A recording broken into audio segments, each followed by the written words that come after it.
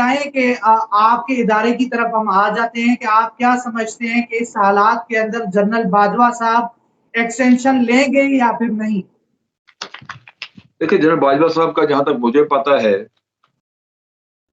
جو میں افواہوں کی بنیاد پہ نہیں، میں بات کر رہا ہوں جو ڈائریکٹ میرے ساتھ بات ہوئی اس کی بنیاد پہ، اور انہوں نے بڑا پراعتماد طریقے سے کہا تھا، اور پھر آئی ایس پی آر نے بھی بعد میں کہا کہ ان کا کوئی ارادہ نہیں ہے کسی ایکسٹینشن وغیرہ۔ تو اس لحاظ سے میں سمجھتا ہوں کہ میں بھی یقین کرنا چاہیے کہ وہ ایکسٹینشن نہیں لے۔ بالکل سر، اور یہاں پر یہ بتائیں کہ سر اگلے آرمی چیف کے لیے آپ کیا سمجھتے ہیں کہ جنرل فیض حمید صاحب، ساحر شمشاد صاحب اور جو باقی نام آ رہے ہیں، آپ کن کو فیورٹ سمجھ رہے ہیں؟ کہ فیض حمید صاحب کا نام بھی بڑا گونجا ہے۔ مجھے اس کا تو اندازہ نہیں ہے کیونکہ میری کسی سے بات نہیں ہوئی، لیکن میں ہمیشہ ایک چیز کا قائل رہا ہوں، وہ یہ ہے کہ سینیورٹی اور میرٹ یہ دو چیزیں ہیں جن کی بنیاد پہ فیصلہ کرنا چاہیے۔ سینیورٹی سب سے اوپر، کہ اگر جو سب سے سینئر بندہ ہے اگر اس کا حق بنتا ہے تو اس کو بنانا چاہیے، پھر ہے میرٹ، اور میرٹ میں آپ دیکھتے ہیں کہ کون سا آدمی، اس کا تجربہ، کون سا جنرل ایسا ہے جس کی ٹریننگ، تجربہ اور اس کی پرفارمنس ایسی رہی ہے کہ وہ اتنی بڑی فوج کو کمانڈ کر سکتا ہے، تو وہ اس کا ریکارڈ بتاتا ہے۔ تو اگر ریکارڈ سامنے ہو اور سینیورٹی سامنے رکھیں تو پھر جس کا حق بنتا ہے اس کو ملنا چاہیے۔ جب بھی ہم کسی کا حق مار کے کسی اور کو بناتے ہیں کہ جی یہ ساڈا بندہ ہے، تو وہ ٹھیک نہیں رہتی بات، اس سے ادارے کا بھی نقصان ہوتا ہے، اور ساڈا بندہ کوئی بھی نہیں بنا۔ آپ نے دیکھا نواز شریف نے 5 چیف آف آرمی اسٹاف مقرر کیے، 5 کے ساتھ اس کا بعد میں پھٹا کھل گیا۔ بالکل سر، درست بات کی ہے۔ یہ سیاستدانوں کو سمجھنا چاہیے کہ میرٹ پہ لوگ بننے چاہیے، کیونکہ فوج میں ایک چیز واضح ہے کہ فوج مل کے کام کرتی ہے۔ چیف آف آرمی اسٹاف ہے، اس کے ساتھ اس کے کور کمانڈر ہیں۔ جب اس کو چیف آف آرمی اسٹاف بنا دیا جاتا ہے تو اس کو کور کمانڈرز کی بات سننی پڑتی ہے، وہ آ کے پرائم منسٹر کی کہانیاں نہیں سنے گا کہ پرائم منسٹر چاہتا ہے کہ اس کی پارٹی کو سپورٹ کیا جائے یا یہ، کہ وہ نہیں کرے گا۔ وہ جا کے کہانی، اس کی بات چیت ہوتی ہے اپنے کور کمانڈر سے، اور وہاں تجزیہ ہوتا ہے، فیصلے کیے جاتے ہیں بحث مباحثے کی بنیاد پہ، حقائق کو سامنے رکھ کے۔ تو اس وجہ سے نواز شریف چاہتا ہے کہ اگر اس کی مرضی کے فیصلے ہو تو وہ پھر لازماً اس کا، آپ نے دیکھا کہ جھگڑا بن گیا، 5 کے 5 چیف جن کو اس نے لگایا ان کے ساتھ اس کا فساد ہوا۔ یہ سر آپ کیا سمجھتے ہیں کہ یہ اطلاعات بھی آ رہی ہیں کہ جی جنرل فیض صاحب جو ایک طاقتور جنرل بھی ہے اور اس وقت فیورٹ بھی ہے، تو آپ کے پاس اطلاعات تو ہوں گی سر، آپ کی بھی اٹھنا بیٹھنا ہوتا ہے وہاں پہ، کچھ آپ کے پاس بھی خبریں آ جاتی ہیں اس حوالے سے؟ کوئی آپ والی بات ہے کہ میرٹ کے اوپر ہی فیصلہ ہوگا، جو سینئر ہوگا وہی آ جائے گا؟ میرا خیال ہے کہ میرٹ پہ ہی ہوگا، اور کرنا بھی میرٹ پہ ہی چاہیے۔ اس میں اپنے فیورٹ والا قصہ جو ہے وہ نہیں کرنا چاہیے، اس سے میں نے جیسے کہا وہ اس سے ہمیشہ ادارے کے اندر بددلی پیدا ہوتی ہے، لوگ خوش نہیں ہوتے، تو اچھا سر، یہ ضروری ہے۔ جی سر، یہاں پر آگے ہم بات کرتے ہیں کہ سر جو یہ ہلال ایک مجرا ہوا وہاں پر 14 اگست پہ، اس میں مولانا فضل الرحمان صاحب کے بیٹے بھی موجود تھے۔ آپ نے وہ دیکھا کہ وہ تو پاکستان کے حامی بھی نہیں تھے، بلکہ آپ بھی بیشتر پروگرامز کے اندر بتا چکے ہیں کہ جی جو مفتی محمود صاحب تھے وہ تو 14 اگست کو مانتے نہیں تھے، پاکستان کی آزادی کو مانتے نہیں تھے۔ تو پھر یہ مولانا صاحب کو آخر ایسا کیا ہوا کہ جناب 14 اگست کے جو ہے وہ جشن میں موجود ہیں؟ وہ جشن جس طرح کا بھی تھا، مگر وہ اس میں جناب وہ گانے چل رہے ہیں، وہ پورا ایک رقص و سرور کی ایک محفل ہے۔ تو آپ کیا سمجھتے ہیں سر؟ ایک تو یہ عمران خان صاحب کے اوپر بھی تنقید بھی کرتے رہتے ہیں۔ وہ وہاں گئے تھے دل بہلاوے کے لیے، دل بہلاوے کے لیے تو اچھا پروگرام تھا وہ، تو سارے جو موج میلہ لینا چاہ رہے تھے، دل بہلاوا کرنا، وہ پہنچے ہوئے تھے وہاں پہ۔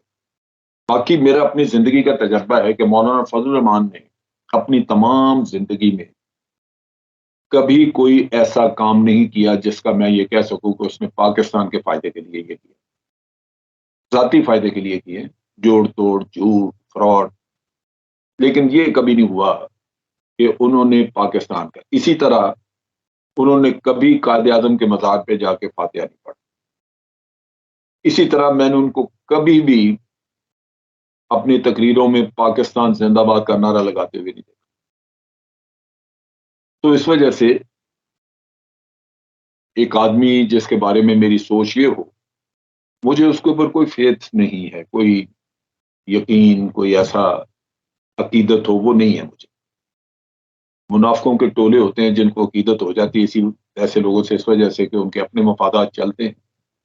میری کم از کم کوئی ایسی چیز۔ بالکل سر، اور یہاں پر یہ بھی بتائیں کہ یہی مولانا صاحب تھے جب عمران خان صاحب کی حکومت تھی تو آئے دن ان کی جو ہے پریس کانفرنسز ہوتی تھی، آئے دن یہ چیختے تھے، باقی لوگ ان کے آس پاس ہوتے تھے، محمود اچکزئی وہی لوگ جو افواج پاکستان کے خلاف ہمیشہ جو ہے بولتے رہتے ہیں، اداروں کے خلاف بولتے رہتے ہیں۔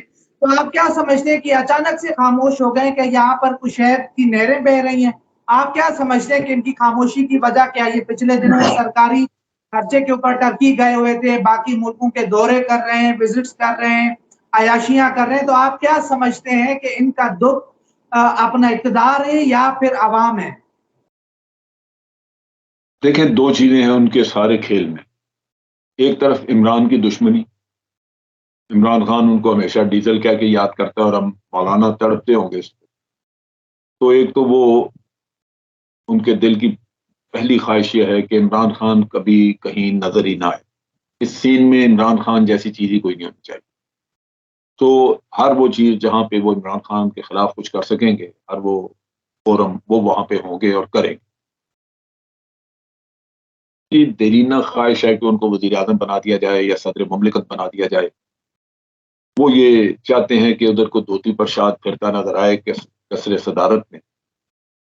تو وہ بڑا پرابلم بنی ہوئی ہے، کیونکہ اس پی ڈی ایم نے ان سے یہ کہا تھا کہ 1-1.5 سال کے لیے جو بھی مدت ملے گی آپ کو صدر بنا دیں گے اور شہباز شریف وزیر اعظم بن جائے گا۔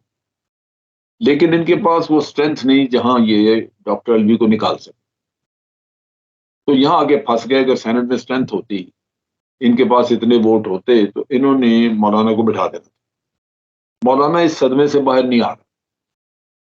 مولانا کو اس صدمے نے کمزور کر دیا ہے اور کافی وہ اس معاملے میں پریشان ہے، کیونکہ ان کے بیٹے کو تو وزارت مل گئی، خود تو مولانا اسی طرح ہی سڑکوں پہ پھر رہے۔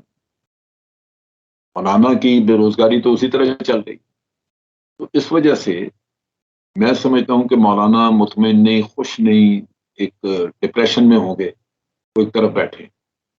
جہاں کہیں عمران خان کو اس گیم سے باہر رکھنے کی کوشش آ جائے گی، وہاں وہ کود کے سامنے آ جائیں، کیونکہ وہ دشمنی۔ بالکل اس کے سر، علاوہ سامنے آئے جیسے سلمان رشدی کے اوپر عمران خان صاحب کا ایک بیان تھا جس کو کروڑ مروڑ کے جو ہے وہ پیش کیا گیا، تو مولانا صاحب کی اس کے اوپر ٹویٹ آ گئی اور انہوں نے کہا کہ جی جناب یہ یہودیت پسند ہے، پاکستان مخالف ہے، پاکستان دشمن ہے، اسلام سے باہر ہے۔ انہوں نے ٹویٹ بھی کھڑکا دیا۔ آپ کی بات ٹھیک ہے کہ جب بھی ان کو موقع ملتا ہے تو عمران خان کے خلاف یہ سامنے آ جاتے ہیں۔ مولانا کو چاہیے کہ وہ صرف یہ بتائے کہ آج دن تک اسلام کی کیا خدمت اس شخص نے کی ہے۔ عمران خان بتا سکتا ہے بہت کچھ کہ اس نے کی۔ رشدی والا معاملہ تو بہانہ ہے ان کا، وہ عمران خان نے اس پہ وضاحت بھی دی ہے، لیکن میرا نہیں خیال کہ مولانا فضل الرحمان نے دین کی کوئی خدمت کی ہے جس کی بنیاد پہ یہ کہا جائے کہ وہ عمران خان سے کسی لحاظ سے دینی اعتبار سے بہتر۔ یہ تو وہ لوگ ہیں جنہوں نے دین کو استعمال کیا ہے اپنی سیاست کے لیے، اور کچھ بھی نہیں۔ بالکل سر، آخری میرا سوال یہ، آپ کا بہت زیادہ ٹائم لے لیا میں نے۔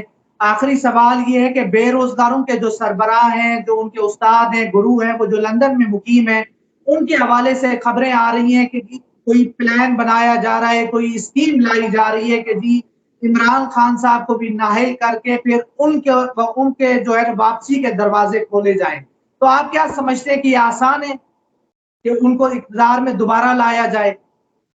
دیکھو، چونکہ اس وقت سارا نظام ان کے ہاتھ میں ہے، پی ڈی ایم کے، اور پی ڈی ایم جو ہے وہ ہر طرح کا غیر قانونی کام کرنے کے لیے تیار ہے، کیونکہ ان کے پلے ہے کچھ نہیں۔ وہ سمجھتے ہیں کہ اگر عمران خان میدان میں رہا اور الیکشن ہوئے تو ان کا صفایا ہو جائے گا، عزت جاتی رہے گی، دنیا کو پتہ لگ جائے گا کہ یہ 2 ٹکے کے لوگ نہیں ہیں۔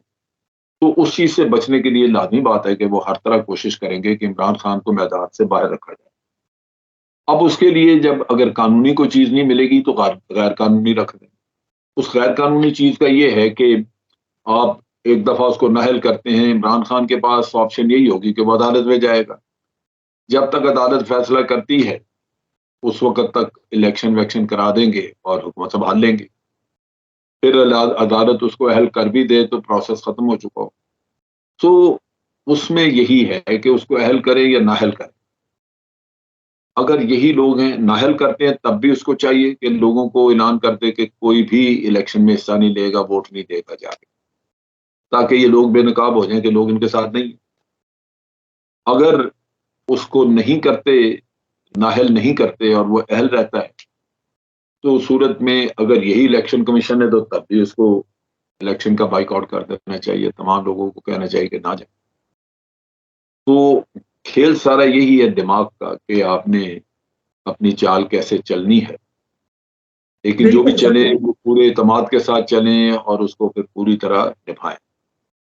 बिल्कुल सर, आपने दुरुस्त बात की है कि इस वक्त गेम और का जो खेल है वो इमरान खान साहब के हाथ में, उसकी मर्जी है जिस तरह से उसको लेकर चले। तो कोई भी जो है अपना पत्ता शो कर सकते हैं और कोई भी चाल चल सकते हैं। तो सर आपके टाइम का बहुत बहुत शुक्रिया, आज आपने हमें बहुत ज्यादा टाइम दे दिया, बहुत बहुत शुक्रिया sir, thank you very much.